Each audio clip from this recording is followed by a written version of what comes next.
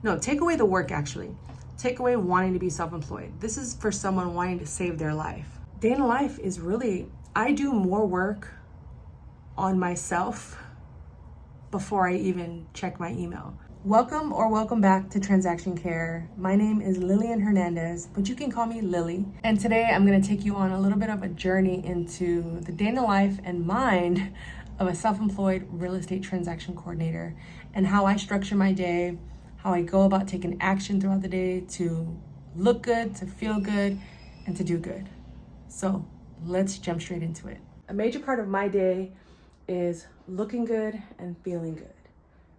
Truly, the only way I learned this was because I had so many days where I did not look good or feel good because I was not putting in the work to look good and feel good. Now, what does that mean? For me personally, that requires shower, put on some clothes, including a bra. I know I quit my job so I wouldn't have to wear a bra, but I will say when I have to power through or have one of those power hours, something about being supported from head to toe feels amazing. So today I have my very first discovery call of 2025. So I wanted to, jazz it up a little bit, put on a nice sweater, some jewelry. I just got out of the shower, so my hair is still wet, but you get the idea. It's also kind of giving slick back, which I love. So I might just rock with this anyway and not dry it. I put on some linen pants, which are cozy, flexible. I don't feel restrained. I'm just in the house. I'm not planning on going out to see anyone today. Not that I can think of, but if I did, I look good and I feel good. So what do you need to do in your life to look good and feel good? Feeling good is all up in here as well. On top of the external, I can't just put clothes on every day, assuming it's gonna make me feel better. That's just a part of the process and my systems that I find work for me, because believe me, in these last 7 years, my head is getting itchy, I'm getting triggered. In these last 7 years of being self-employed, I've definitely had probably more days than not where I didn't feel good. Not because of looks, not because of weight or anything of that nature, but because I just wasn't right in here. I was going through a lot of grief, a lot of loss, ups and downs with financial situations, getting back into debt. It was a lot. And I'm going to talk about all of that and my journey being self-employed, what that truly is like as a real estate professional, licensed real estate agent, transaction coordinator, coach, and we're going to get through this together. I truly believe that. So I'm about to start my work day and I'll take you guys with me. We're not going that far because we're just coming right here to my desk. And let's go. So I want to give you guys a mini office tour. I know I've been promising it for years, and honestly, my office still isn't in its final form, and I think that's just life. This is what it is today, and this is what's working for me now in January 2025. January 8th, 2025. The reason I have to be specific is because I could change this right after I press record. But I want to give you guys an idea of how I have a better day and how I'm able to function and stay on top of things, because clarity is key. I can't stress that enough. And if I'm surrounded by chaos, too many distractions, it really just messes with my whole plan and just my own mindset around the day, which I'll talk about shortly. But for now, check out this office tour. Oh, but friendly reminder before we get started, to learn more about my TC services, my coaching services, and private membership community, visit transactioncare.com. That's where all of this information lives. Get to know me a little bit more, what I offer, trainings, services, products, all that good stuff.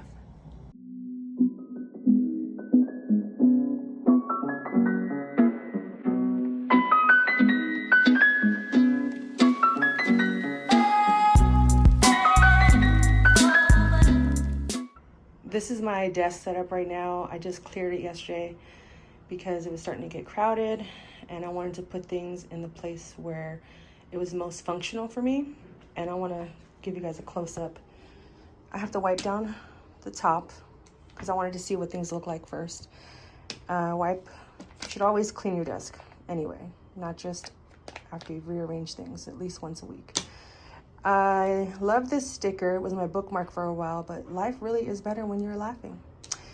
You always got to have the chapstick on deck. And shout out to Carmex. If you know, you know, but I love Carmex. We got the laptop. I will talk about in a future video, Mac versus PC. And we got the external monitor. See, I already have I'm doing the 12-week year. So I have my day one, my Google Calendar open, and then my browser. So when I start working, mouse. These are mics for this camera, actually. Some smell good. Got a candle. I don't like that or while I'm working. I just like how it smells as it sits. Tripod to record vlogs. Lighting, because lighting is more important. Probably lighting and sound are probably more important than the actual quality of your phone, equipment, etc. But if I do want to step it up, I do have my camera with my mic, batteries, speakers, and then the remote to control the lighting here in the room. My wallet with all my credit cards and stuff, so it stays at home and I don't overindulge while I'm out. I wrote this letter to myself. Well, it was for a school project in 1994. Very cool. Pause to read it if you'd like.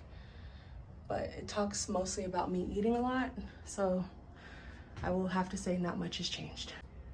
Over here is my mobile desk, which has my phone stand, my daily devotionals, my Bible, which I just started reading at the end of last year. And my goal this year is to read the whole Bible front to back and continue reading it throughout life. This is my journal, LOL at the cover. I don't know where I got it from, but I found it in my drawer. And this is my journal for 2025. Keep a pen in there. I keep a highlighter in there. And of course, I read this. Oh, I forgot to bookmark the page.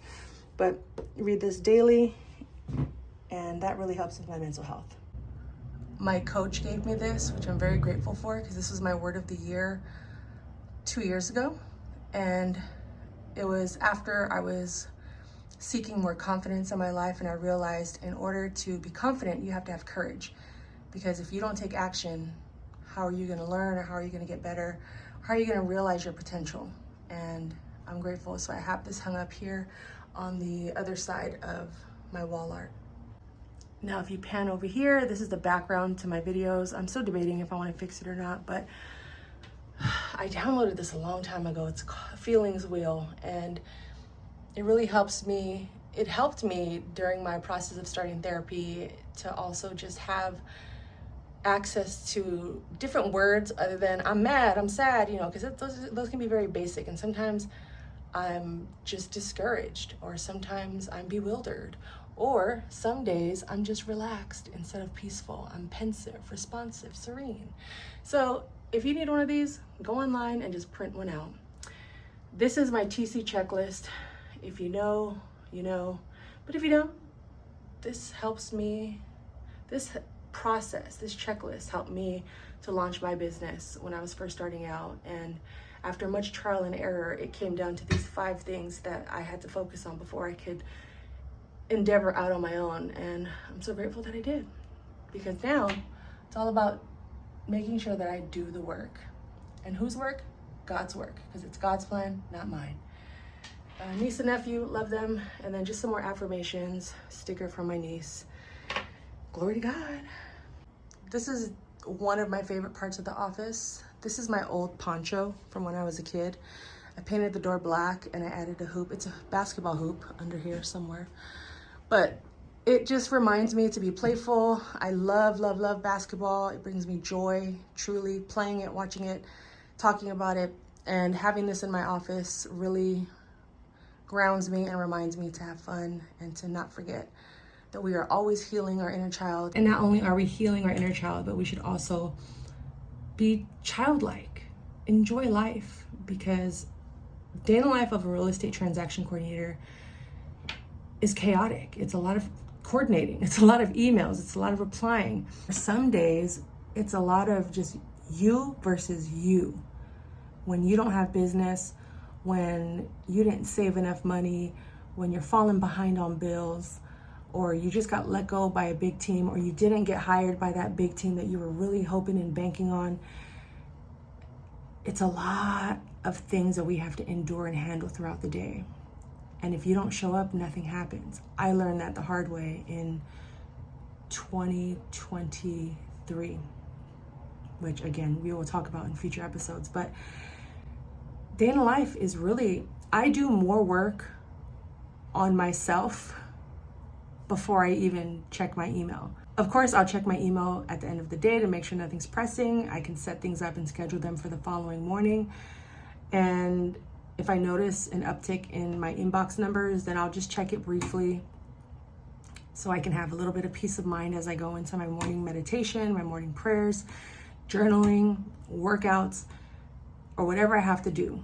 Because, like I said, it's important that I feel good. And no 2 days are the same either. No 2 days are the same. There are a lot of imperfections, but I think the work that I'm doing, the work that I am doing is building my endurance. Because, like I said, there were times in years where I did nothing. And thank God I did have a savings and a cushion to fall back on. But once it started dwindling and eventually got to zero, I didn't know what to do. I was stuck. I was panicking. I was depressed. I was snapping on people. I was projecting my own insecurities onto people. I was drinking way too much. Full transparency. I'm sober this year and forever, honestly. I'm done drinking. I'll talk about that one day, but right now I'm not ashamed to admit it. I'm not afraid to talk about it, but just know that the year I took off of alcohol was probably my best year financially. So now that I've made this commitment to myself, and I was already toying with the idea of becoming, of sobriety for another year. And I thought I was just gonna do it for either all of 25 or all of year 41, because I turned 41 in April. But it ended up, as life would have it, and crazy circumstances that were out of my control, I decided that was the last drink that I'll ever have. And if and when I come to that crossroads where I feel like drinking again, or I feel that I've gotten to where I need in life, then I'll talk to God about that. But for now, I'm committing to sobriety, alcohol free. I already don't do drugs and I don't smoke cigarettes. My food and eating habits, I've gotten somewhat under control because I've been on a tight budget. So when you're on a tight budget, you're not eating as much as you used to or going out as much as you used to. And I definitely realized that has helped me to curb a lot of my cravings for sugar, for certain salts. And I'm making sure that I'm eating for energy as well as stamina. And just to feel good. Like I said, you look good, you feel good, and you eat, what you eat also makes a difference. But one of my next addictions that I want to cover is social media. I've decided to focus on YouTube this year because I found myself just scrolling so much, and I was thinking about my life and when things started to take a turn, and when I became less productive, I had less desire. And it definitely had to do with losing certain people in my life. My grandmas both passed away in the last 5 years. And I never dealt with them. So grief played a big role in my life. Questioning, there has to be more to life than just pushing papers. But then also being on this journey for the last 2 years made me realize that I just wasn't appreciating or grateful for what I did have. Even the stuff that I hated and wanted to get rid of, or the stuff that triggered me or caused resentment, hate, and just let me look at my feelings, Will. But you get the idea. And I held on to a lot of those things versus dealing with them. And sometimes it's deeper, well, all the time, it's deeper than just deleting the app. It's deeper than just putting, saying I'm not going to drink anymore. It's like, well, what got me there in the first place? And going to the source, dealing with the incidents that hurt me the most or make me cringe, because you can't get the time back that you lost, but you can change your behavior and your actions moving forward. And I wish that for you as well. If you're struggling in any areas of your life that you just want to let go of certain things or certain attitudes, because mindset is more than just, I'm going to have a great day. It's like, okay, well, what are the steps you're putting in to have a great day? You know, so when I talk about day in the life of a TC, I haven't showed you guys a single email yet. I haven't showed you guys a single file yet. Day in the life of being a self-employed real estate transaction coordinator is preparation for my day mentally and emotionally, physically, spiritually. And then I can tackle my files, I can tackle my budget, and then I can tackle talking to people. And you're probably wondering, when does your day start? So I want to let you guys know that I stopped taking clients on in the last couple of years because I just, like I said, I was dealing with a lot of mental health troubles. I was trying to figure out life. You know, turning 40 really impacted me in so many ways to where just everything in my life changed almost overnight. It feels like overnight, but I think it was just a long process, and then things finally just clicked and the flip switched, and here we are. It's 2025. So when I say new year, new me, I actually mean it this time. It's actually 11 a.m. right now. I've already done my email check-ins and responses this morning, like around 9 o'clock. I had a bulk of work yesterday that I did. Had a couple of listings and just reorganizing my files and things of that nature. I still have to do more of that. In order to have a productive work day, it's important that I go through my emails first. I don't just start with the last file I left off at or the next file in line, because you never know what type of emergencies or urgent requests are in your inbox until you scan through them. And because I only have one team, one main team, and then a few solo agents that give me files once or twice a quarter, a year, so I just keep them on the back burner. But in order for me to stay organized and to know exactly what I have to do after I've checked my emails and responded to things and reprioritized my day, like I said, having a set schedule. I never understood why people's schedules look like this and why they had such a color coordinated calendar. It has taken me 3 years to finally make this happen because of my stubborn ego, my laziness, my fears all got in the way of me organizing my life in order to get better. And I'm only on day 3, so give me some grace. Lil, give yourself some grace. But I get it now. I get why people have color coordinated calendars, why they have a million tasks on there, and it really makes a difference. And for someone like myself that forgets easily and gets distracted, and once I get distracted and remember that I had to do other things that were more important, I get discouraged. And then it just creates this evil, unhealthy spiral of emotions. And then next thing I know, I'm stuck in bed. I'm not looking good. I'm not feeling good. Showers, optional. And that's just not the path I want to go down anymore. So in order to stay organized, I have to have my calendar. I also have my TC management platform, which I use. I currently use TC Docs. That may change this year. It may not. But get you a TC management platform, even if you're a realtor, a TC, and if you work in real estate, period, because it keeps you organized. It creates a flow of work for me for what's due today, what's upcoming, and what's about to close. Because organization, your day is nothing without systems and organizations. And of course, God first. But without this schedule, I'd probably be in my room right now watching YouTube videos or learning about things I have no business learning about, like elephants in the jungle or something random that I really genuinely don't care about. Having these systems in place keeps me in check. It keeps me aligned. It keeps me grounded. And I'm not in a state of panic all the time. I'm not in a state of worry, because I know if I have to work out today, I have a time block for it from 9 to 10 currently. And if something in my schedule changes within the next 4 weeks, which I'll continue to monitor because I am doing the 12-week year, then I'll adjust it. But for right now, that's my commitment. because at this point in time in my business, nothing really urgent happens at 9 a.m. from 9 a.m. to 10 a.m. But that's my life. Everyone's life is different. Some people prefer to work out in the evenings. But for me, I almost said I'm a morning person. I guess I'm becoming a morning person.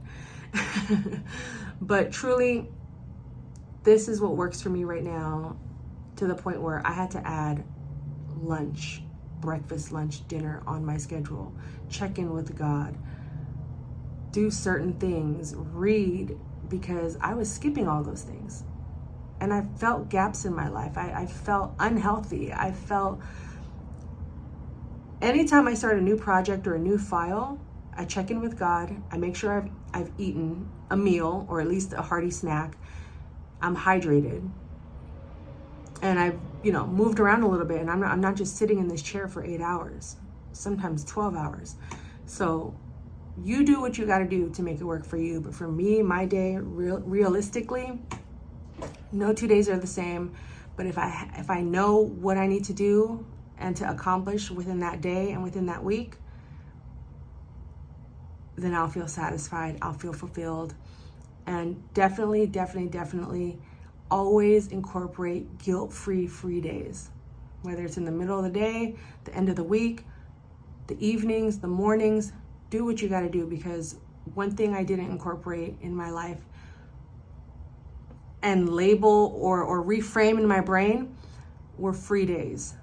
I showed you guys a little sneak peek of my 4-year-old niece up there, and she's a ball of energy, but I don't have a set schedule with her. So she may just pop up in my house at any given moment, and now I have to drop everything I'm doing. Versus now, if I incorporate it into my schedule, with a little bit more communication and a heads up, I can say, yeah, I'm free every Thursday from 7 p.m. and on. She could even sleep over. I'm free Fridays all day. My schedule's clear for these next 2 Fridays. Bring her over. But anything during the week, Monday, Wednesday, Thursday afternoon, morning, afternoon, I have to have my boundaries. I have to respect and keep the promises that I've made for myself.